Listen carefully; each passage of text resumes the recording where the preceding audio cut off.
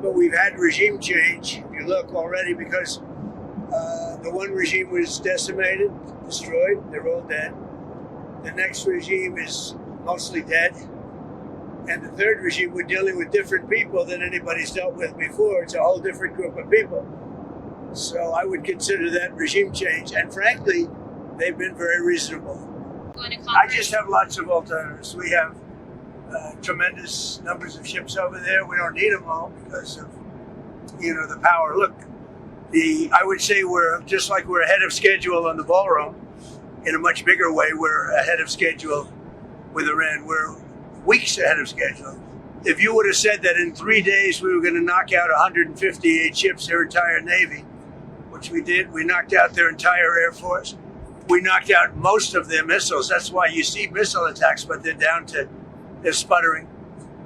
And we have a group, it's really a new regime. It's a new group of people that we've never dealt with before, that are acting very reasonable. It is truly regime change. I thought I'd bring our great Secretary of State out. Yeah. And he's doing a fantastic job. So we have Marco. Go ahead, please. Mr. President, I wanted to ask you, Iran could possibly get hit harder, but these are thugs. Well, we should get involved, and I was a little bit surprised that they said no. Well, it's been a very late response from the UK. Surprise.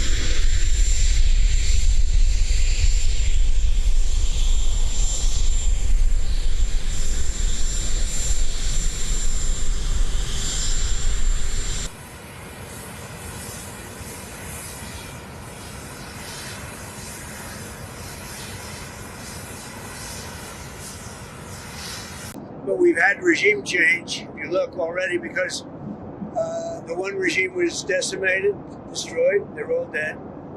The next regime is mostly dead. And the third regime, we're dealing with different people than anybody's dealt with before. It's a whole different group of people.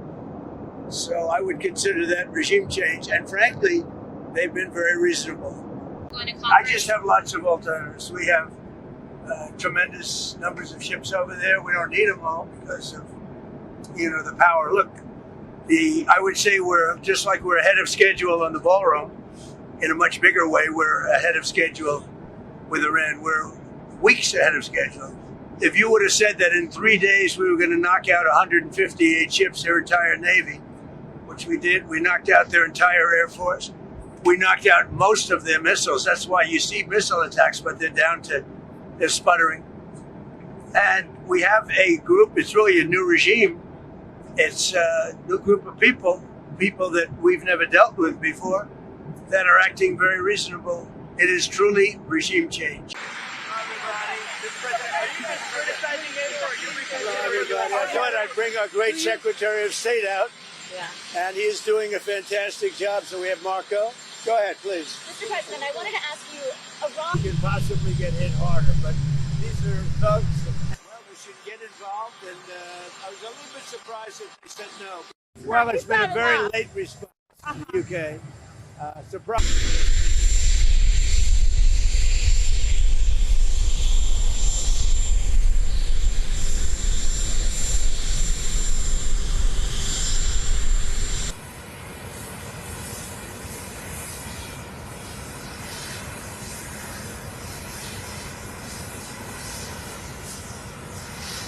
मैं Israel के बेट शमेश के पास एश्तेओल में मौजूद हूं। अब से कुछ ही देर पहले यहाँ पर मिसाइलें गिरी और मिसाइलों के दो जबरदस्त जो टुकड़े हैं वो यहाँ पर गिरे और उसके साथ जो दो बड़े गड्ढे आप देख रहे हैं यहाँ पर कई मीटर नीचे गहरे गड्ढे हो चुके हैं। मिसाइलों का कितना जबरदस्त पूरे इलाके के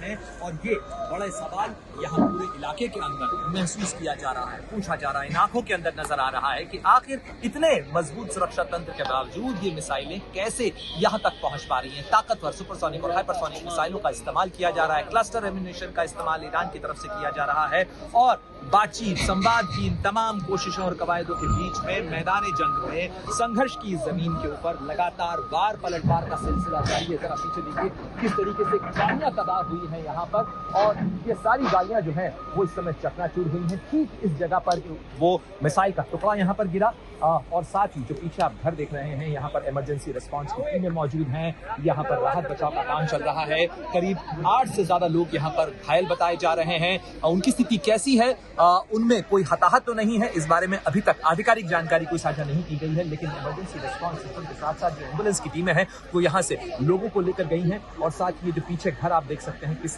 कदर ये चकनाचूर हुआ है। मैं आपको और भी जगह दिखाता हूँ कि किस तरीके का विध्वंस इस इलाके के अंदर हुआ है, कितना बड़ा इम्पैक्ट का दायरा था इसका। पत्थर के टुकड़े हो चुके हैं, आप पूरे लॉन के अंदर पत्थर के टुकड़े फैले हुए हैं इस तरीके से, और ये जो इमारत है ऊपर तक इम्पैक्ट आया है, खिड़कियां टूटकर नीचे गिर गई हैं।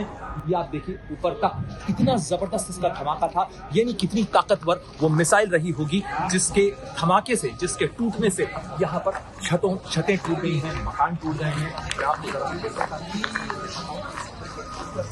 यानी कई मीटर के फासले के ऊपर भी इतना जबरदस्त इम्पैक्ट आया है।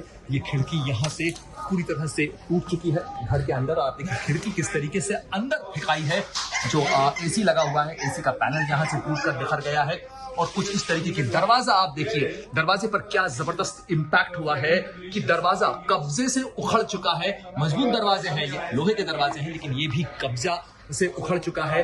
साथ ही अंदर तक जबरदस्त इम्पैक्ट आया है इस मिसाइल के बाद, और साथ ही इस घर के अलग अलग हिस्सों के अंदर वो विध्वंस के निशान जो है वो साफ तौर पर नजर आ रहे हैं। किस तरीके से दूर दूर तक यहाँ पर वो सारी चीजें बिखरी हुई हैं, फैली हुई हैं। पत्थर का इतना बड़ा टुकड़ा ऊपर से आकर उछल कर गिरा हुआ, आप सोचिए कि कितना बड़ा पत्थर है, इससे गिराना तक मुश्किल है।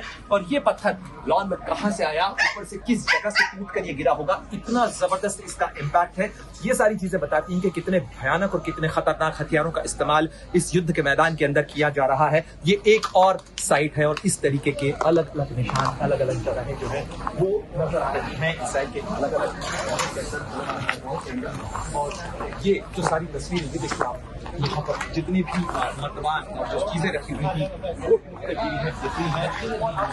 इम्पैक्ट के बाद नीचे के जो पत्थर वो टूट कर गिरी है, यहाँ तक दूर तक उसका इम्पैक्ट आया है। ये एक और घर इसके नजदीक, यानी उसका पूरा जो परास है, उसका जो पूरा रेडियस है, उस रेडियस ऑफ इम्पैक्ट के अंदर कितना जबरदस्त एक जलजला जैसे आया हो, एक भूकंप जिस तरीके से आया हो और सारी चीजों को चकनाचूर और तबाह करके चला गया हो, इस तरीके की तस्वीर यहाँ पर देखने को मिल रही है।